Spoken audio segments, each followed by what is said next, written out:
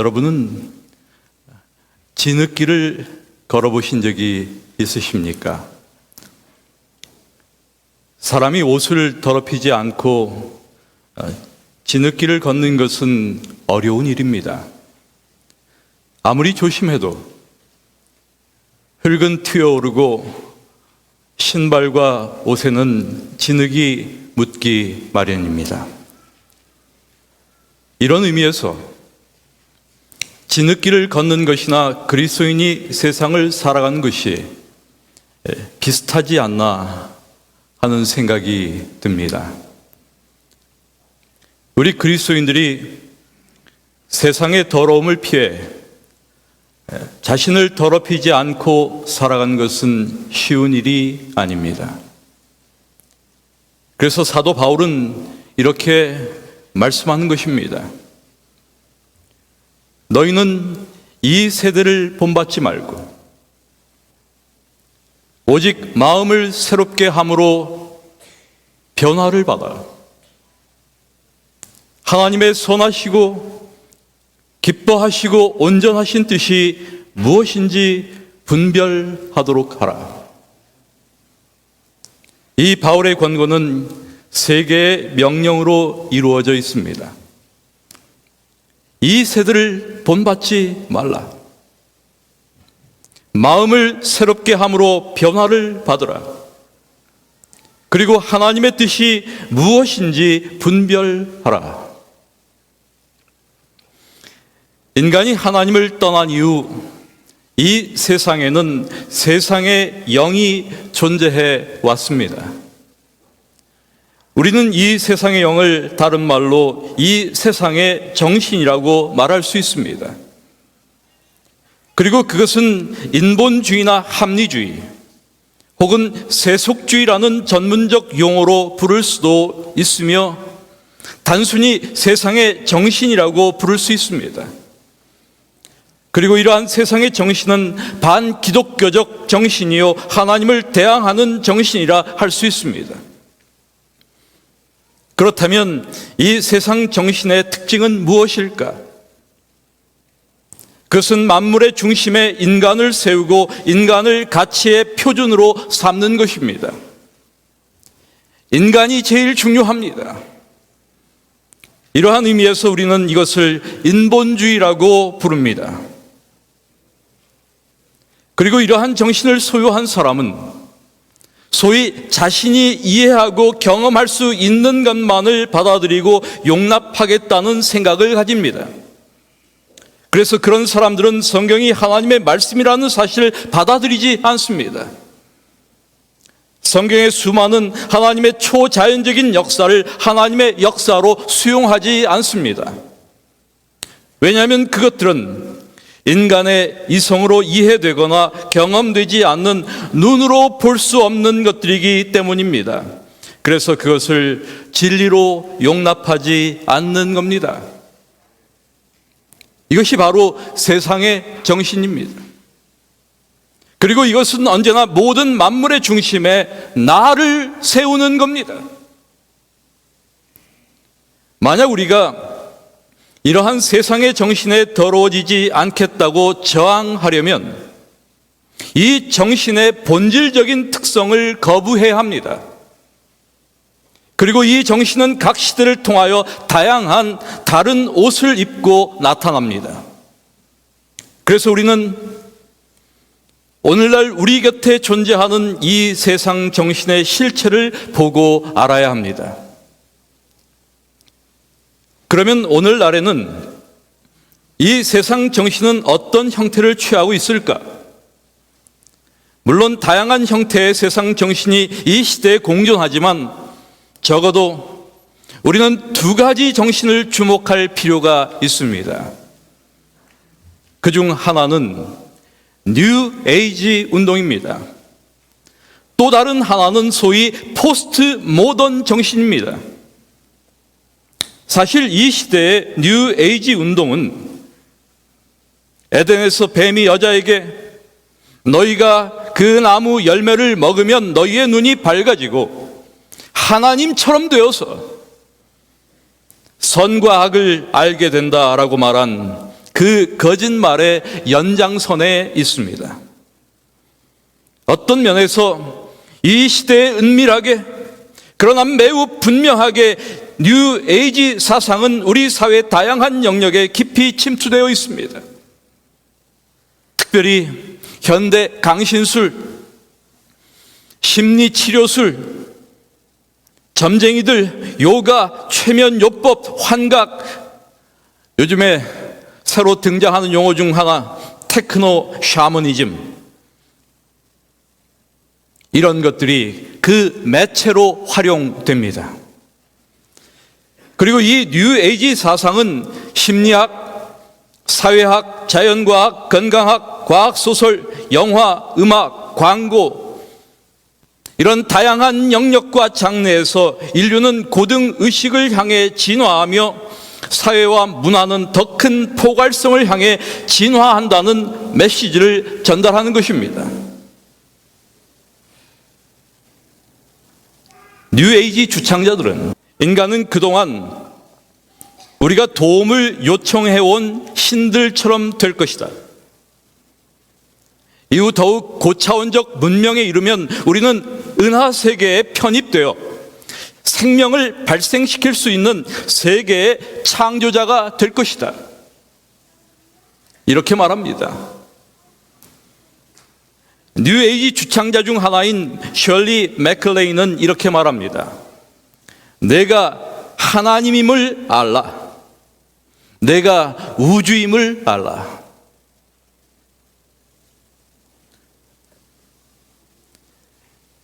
이러한 인간에 대한 과대평가야말로 이 시대 세상 정신의 핵심이 아닐 수 없습니다.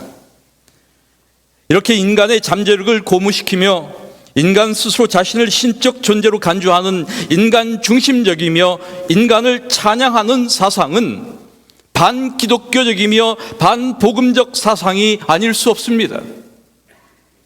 성경은 분명 인간이 어떤 존재인지를 분명히 밝히며 끊임없이 이를 상기시킵니다.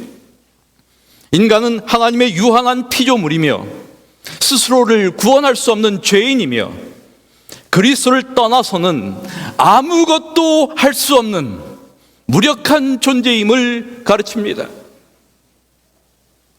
여러분, 이렇게 복음은 이러한 세상 정신과 지금 경쟁하고 있는 것입니다. 그러므로 이 시대에 복음을 수용하고 하나님에 대한 신앙을 가지고 산다는 것은 결코 쉬운 일이 아닙니다. 또 다른 이 시대의 대표적 세상 정신인 소위 포스트 모던 정신 역시 우리가 경계해야 할 세상 정신입니다. 이 포스트 모던 사상이 표방한 것은 인간의 삶을 지배하는 절대 기준이나 가치 혹은 절대적 진리가 존재하지 않는다는 것입니다.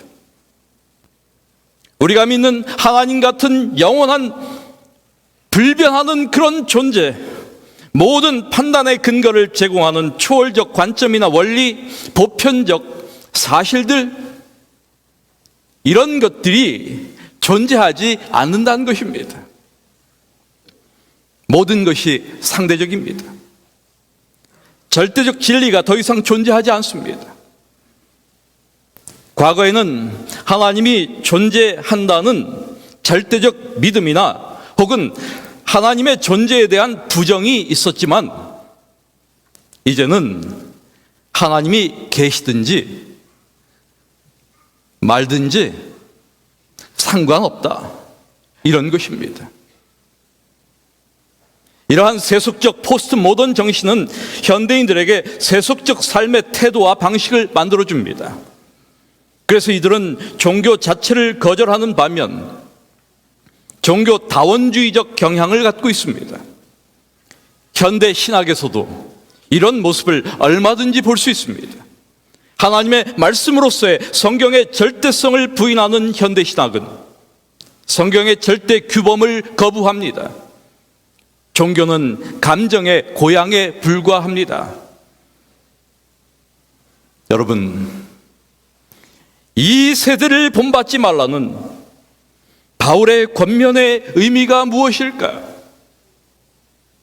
그것은 세상의 외향적 모습과의 싸움 이전에 세상의 정신과의 싸움을 의미합니다. 세상의 정신을 본받지 말라는 것입니다. 세상의 정신에 대항하라는 것입니다. 그것은 세속적인 외적 행동 양식만을 의미하지 않습니다. 우리는 그것이 세상의 정신과의 싸움임을 명심해야 합니다. 그것은 우리가 세상의 정신을 따르느냐라고 하는 문제입니다. 사실 소위 그리스도인들 가운데는 무늬만이 신자인 사람들도 아주 많습니다. 생각은 이교도와 다를 바가 없어요. 그래서 세속적 기독교인, 무속적 기독교인, 우리 기독교인들 가운데 전보로 다니는 사람들도 있어요. 기독교인들 가운데 이사할 때 날짜 고르는 분들도 있어요. 결혼할 때 사주를 보고 궁합을 보는 분들도 있어요. 포스트 모던 기독교인, 이전의 세계관이 전혀 바뀌지 않은 여전히 비기독교적 세계관을 가지고 있는 신자들이 많다는 뜻입니다. 여러분 기억해야 합니다. 그리스도인의 영적 싸움은 정신에 속한 문제입니다. 그래서 바울은 마음을 새롭게 함으로 변화를 받아라고 말씀하고 있습니다. 여러분 조음을 아십니까? 지금은 많이 사라졌지만 이게 아주 크기도 작고 주로 야간에 활동해서 자세하게 관찰하기가 쉽지가 않습니다. 그러나 이 좀의 역사는 은밀하고 파괴적입니다. 좀이 쓸게 되면 그건 못 써요. 좀의 역사는 마귀의 역사와 같습니다.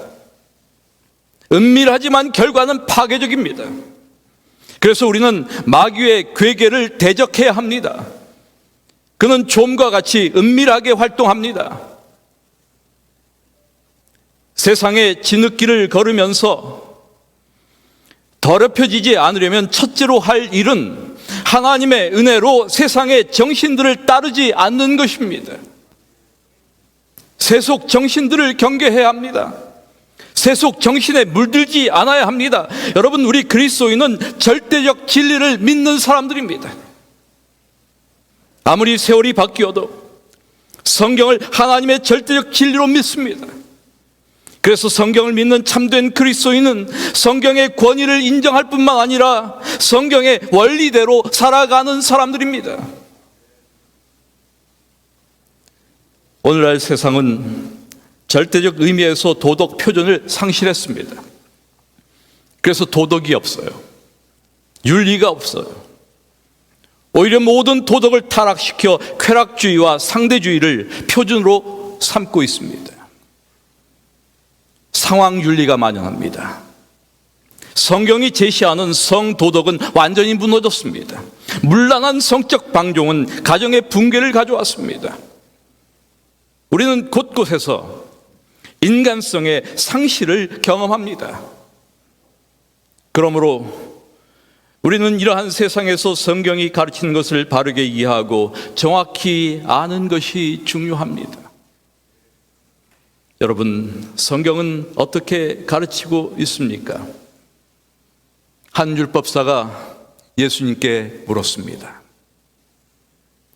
선생님이요, 율법 중에 어느 계명이 크니까? 이 질문에 대하여 예수님께서는 이렇게 대답하셨습니다. 예수께서 가라사대 내 마음을 다하고 목숨을 다하고 뜻을 다하여 주 너희 하나님을 사랑하라 하셨으니 이것이 크고 첫째 되는 계명이요, 둘째는 그와 같으니 내 이웃을 내 몸과 같이 사랑하라 하셨다. 우리가 아는 대로 예수님의 답변은 율법의 두 돌판의 요약이었습니다. 율법의 첫 돌판의 요약으로 주님은 내 마음을 다하고 목숨을 다하여 뜻을 다하여 주 너희 하나님을 사랑하라고 말씀하시는 것입니다. 그것은 출애굽기 20장 1절부터 11절에 다른 신들을 섬기지 말라, 우상을 만들지 말라, 하나님의 이름을 망령되이 사용하지 말라, 안식일을 지키라 라고 하는 네 계명을 요약한 것입니다. 여러분, 주님께서는 우리가 하나님을 사랑하는 방법을 언급하시는 것입니다.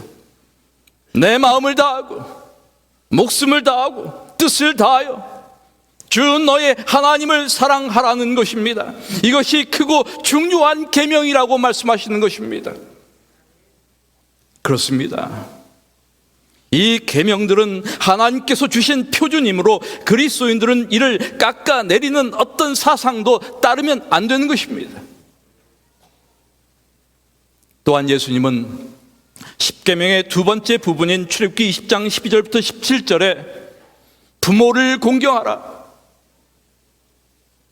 살인하지 말라, 간음하지 말라, 도둑질하지 말라, 거짓 증거하지 말라, 내 이웃의 소유를 탐내지 말라고 하는 6계명을 내 이웃을 내 몸과 같이 사랑하라 라고 하는 말씀으로 요약하여 말씀하셨습니다.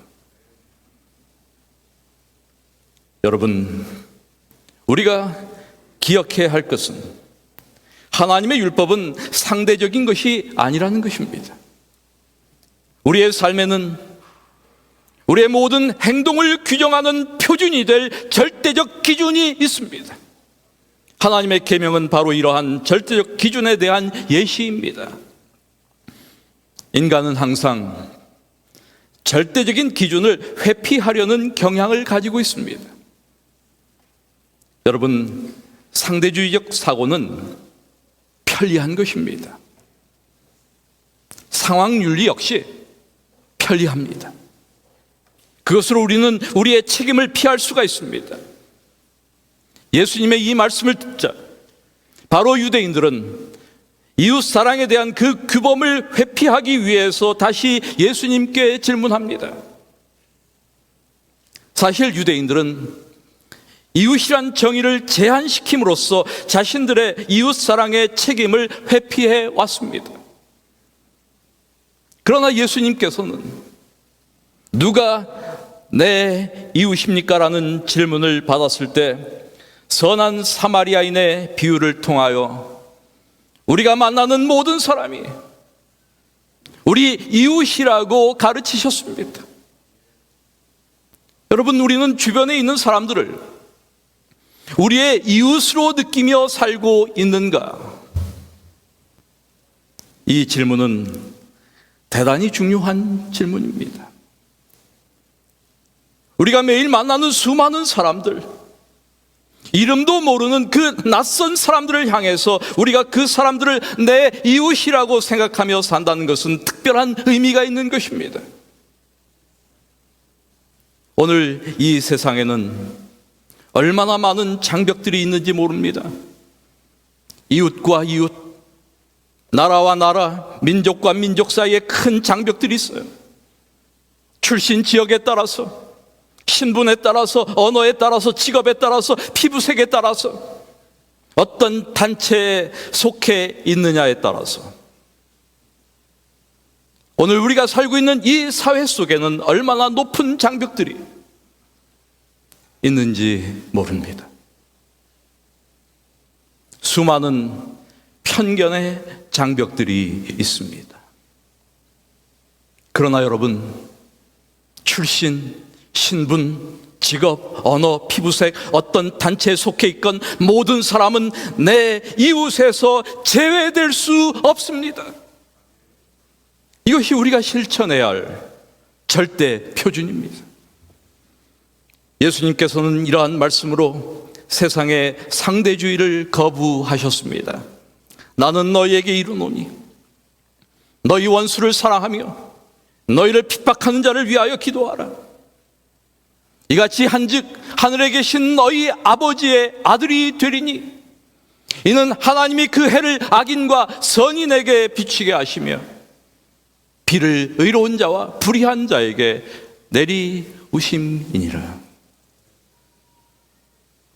그렇습니다, 여러분. 예수님의 말씀에 따르면 이웃이란 친구나 우리를 선대하는 사람만이 아닙니다. 거기에는 원수까지 포함됩니다. 이것이 하나님의 절대 표준입니다. 여러분, 절대적인 삶의 기준이 없는 세상, 우리가 살고 있는 오늘의 이 세상, 어떤 세상입니까? 혼돈에 빠진 세상 아닙니까? 오늘 우리가 사는 이 사회는 이 혼돈의 상태를 적나라하게 항상 드러내고 있습니다. 그 어둡고 그늘진 병든 모습을 우리는 늘 목격하며 살지 않습니까? 여러분, 그리스도인은 그리스도를 영접한 이후 매 순간마다 선택해야 할 도덕적 선택이 있습니다. 우리는 계속해서 자신을 하나님께 맡기기를 선택해야 합니다.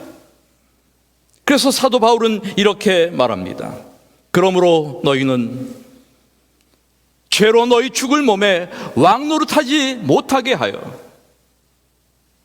몸의 사욕을 순종치 말고, 또한 너희 지체를 불의의 병기로 죄에게 드리지 말고, 오직 너희 자신을 죽은 자 가운데서 다시 산 자같이 하나님께 드리며 너의 지체를 의의 병기로 하나님께 드리라.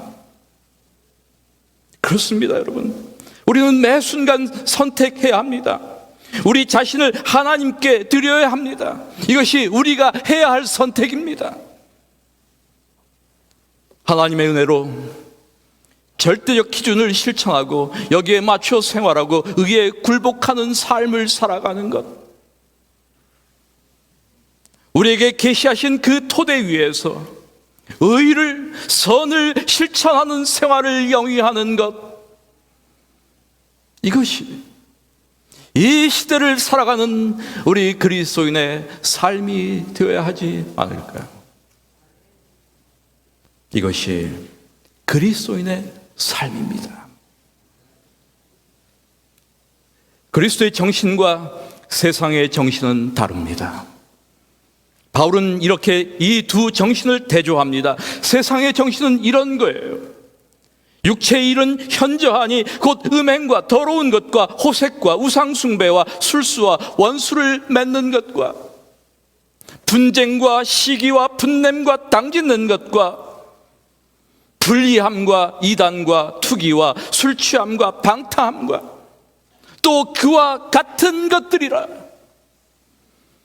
전에 너에게 경계한 것 같이 경계하노니 이런 일을 하는 자들은 하나님 나라를 유업으로 받지 못할 것이다. 여러분, 정말 기억해야 합니다. 이런 일을 하는 자들은 하나님의 나라를 유업으로 받지 못할 것이다. 진정 엄숙한 예수님의 선언이 아닐 수 없습니다.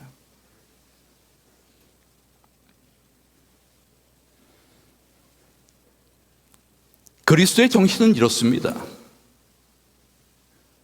오직 성령의 열매는 사랑과 희락과 화평과 오래 참음과 자비와 양성과 충성과 온유와 절제니 이 같은 것을 금지할 법이 없느니라. 그리스도 예수의 사람들은 육체와 함께 그 정과 욕심을 십자가에 못 박았느니라. 만일 우리가 성령으로 살면 또한 성령으로 행할지니.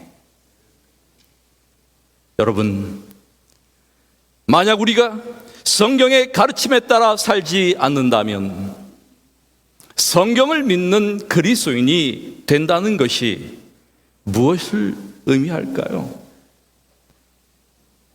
그것은 아마 그냥 휘날리는 깃발에 불과한 것이 되고 말 것입니다. 우리는 하나님의 말씀의 표준에 따라 사는 그런 그리스도인이 되어야 할 이유가 바로 여기에 있습니다. 이것이 하나님의 말씀을 존중하는 재림 신앙의 본질이기도 하기 때문입니다. 여러분, 재림 신앙의 가장 중요한 본질, 우리가 재림 신자인 중요한 까닭, 그것이 무엇일까? 그것은 하나님의 말씀에 대한 존중입니다. 기꺼이 그분의 말씀을 따르고자 하는 그 정신, 이것이야말로 우리가 포기할 수 없는 재림교회의 위대한 신앙 정신이라고 믿습니다. 우리는 성령으로 행해야 하며 우리를 온전케 하시는 그리스도를 그러므로 늘 바라보아야 될 것입니다. 로마서 12장에 기록된 본받지 말고 변화를 받으라고 하는 바울의 권면, 그것은 어떤 경건한 채 하는 외형적 종교의 모습이 아닙니다. 그런 종류의 것이 아님을 우리는 금방 알 수 있습니다. 변화가 우리의 생각과 행동에 나타나 우리의 삶의 하나의 현실로 나타나는 것을 지금 바울은 이야기하고 있는 것입니다. 우리의 삶에서 세상의 정신들을 경계하고 하나님의 말씀인 성경의 교훈을 따르지 않으면 여러분, 우리는 세상이란 수렁에 나도 모르는 사이에 빠질 수밖에 없습니다. 성경의 절대적 원리대로 살지 않는 한 우리는 진흙길을 걷게 되어 옷을 더럽힐 수밖에 없습니다. 우리는 죄를 죄라고 말해야 하며 죄에 대항해야 합니다. 죄를 가볍게 설명해서도 안 됩니다.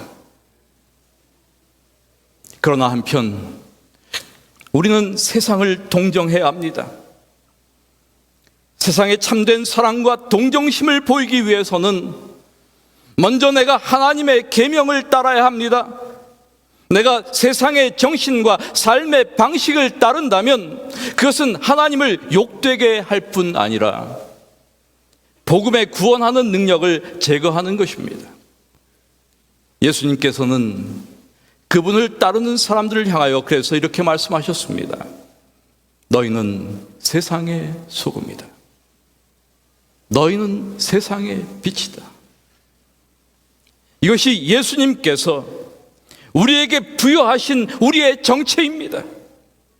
우리가 세상의 소금이며 우리가 세상의 빛입니다. 그러므로 그리스도인은 세상을 더럽히면 안 됩니다. 우리가 세상의 정신과 풍속을 따르고 세상 죄를 그대로 행한다면 그것으로 우리는 하나님을 욕되게 하는 것입니다. 복음의 능력을 삭제하는 것입니다. 여러분, 세상은 우리가 더럽힐 곳이 아니라 우리가 깨끗하게 해야 할 곳입니다. 우리까지도 이 진흙탕 속에서 굴러서 되겠습니까? 그리스도인이 세상 표준과 세상 정신을 따르는 것을 세상이 알게 되면 세상은 우리가 하는 말을 듣지 않을 것입니다. 우리를 조롱할 것입니다. 그들은 우리가 전하는 복음을 들어야 할 이유가 없을 것입니다. 우리의 사상과 행동, 그리고 새로운 삶의 그 모습, 이런 것들은 너무 이상하고 새로워서, 너무 신선해서 세상에는 없는 것들입니다. 세상에서 볼 수 없는 것들입니다. 사랑하는 여러분, 이 세대를 본받지 말고 오직 마음의 변화를 받아서 하나님의 온전하신 뜻이 무엇인지를 깊이 생각하면서 믿음으로 이 세상에서 승리하는 삶을 살아가십시다. 우리는 세상의 소금입니다. 우리는 세상의 빛입니다. 하나님의 은혜가 우리의 삶을 늘 적시고 채워주셔서 이렇게 그 빛 따라, 말씀 따라 살아가는 우리 모두가 되기를 원하며 오늘의 말씀을